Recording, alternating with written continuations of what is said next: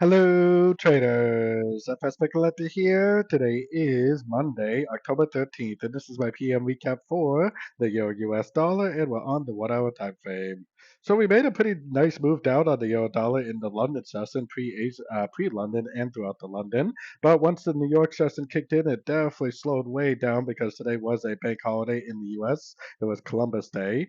Now, because of the very high time frames, like the daily time frame and up, I'm still targeting either the 100% Fibonacci extended for a running or possibly the 161, 178% for an extended ABC correction. So keeping all that in mind, for me personally, I am definitely still only focused on shorts.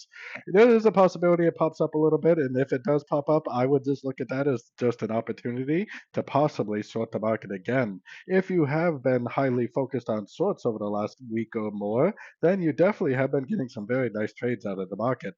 And there's no reason to think on the higher time frames that it may not just keep on trending down. So anyways, don't forget to check out my website linked over here in the corner. And as always, thank you for watching and happy trading.